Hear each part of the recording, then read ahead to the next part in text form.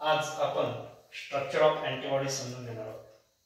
मग याच्या आधी आपल्याला माहिती आहे की अँटीबॉडीज काय, antibodies which are specific to antigen.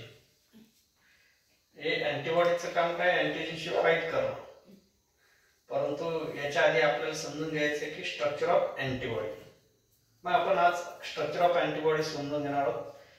हा जो इथं काढलेला डायग्राम आहे याच्याकडे बघायचं, तसंच इकडे आपल्याला सांगायचं आहे आणि कमीत कमी तुम्हाला 6 पॉइंट लिहिता आले पाहिजे आणि डायग्राम काढता आला पाहिजे। आता याच्यामध्ये इट इज वाय शेप कसा दिसतो हे सांगायचं आहे। पहिल्या पॉइंट मध्ये it is a Y shape कसा दिसतो, वाय शेप आहे।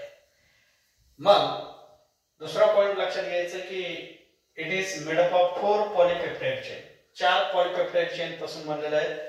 ही एक आहे, ही एक आहे, ही आणि ही। किती पॉलीपेप्टाइड चेन झाला, 1 2 3 4। आणि आपण स्ट्रक्चर शिकतोय म्हणजे कसं ते स्ट्रक्चर तुम्हाला दिसतं एवढं सांगायचं आहे। तिसरा पॉइंट आहे it consist 2 heavy chain and 2 light chain. आता इथं तुम्हाला दिसतंय बघा, इथं 2 लाईट चेन आहेत। ही एक लाईट चेन आहे, ही एक लाईट चेन आहे आणि ही एक आणि ही हेवी चेन आहे। या हेवी चेन आहेत आणि या लाईट चेन आहे। तुम्हाला फक्त स्ट्रक्चर सांगायचं एवढं ध्यान ठेवा। किती बघा, it consist 2 heavy and 2 light chain. 2 heavy chain आहेत, 2 लाईट चेन आहेत। नंतर each chain चौथा point, each chain consists variable and constant region। प्रत्येक चेनला 2 रिजन आहेत, लक्षात घ्या। म्हणजे ही चेन असो किंवा ही चेन असो, लक्षात घ्यायचंय। आता समजा इथे व्हेरिएबल रिजन आहे, तर इथे पण व्हेरिएबल रिजन आहे, इथे पण कॉन्स्टंट रिजन आहे। म्हणजे आपण इथे सुद्धा लिहू शकतो व्हेरिएबल रिजन, याला इथला हा या चेन मधला इथे कॉन्स्टंट रिजन आहे, कॉन्स्टंट रिजन। आणि इथे जे आहे हा व्हेरिएबल रिजन या चेन मधला, लक्षात आलं। म्हणून इथं आपण म्हटलं each chain consist variable and constant region. 2 region आहेत, त्या दोन्ही रिजनला नाव दिलेलं आहे variable region and constant region. नंतर 5वा पॉइंट लक्षात ठेवायचा आहे, the 4 polypeptide chains are held together by disulphide bond. आता ह्या ज्या 4 चेन आहेत, लाईट चेन असेल, हेवी चेन असेल, म्हणून ते म्हटले the 4 polypeptide chains are held together by disulphide bond. कशा, ह्या सगळ्या चेन ज्या आहेत ह्या एकमेकाला ज्या जोडून ठेवलेल्या आहेत, तर आपण हेल्ड टुगेदर म्हणतोय। त्या कशामुळे, तर त्या डायसल्फाइड बॉन्डमुळे। कोणता बॉन्ड आहे, डायसल्फाइड बॉन्ड।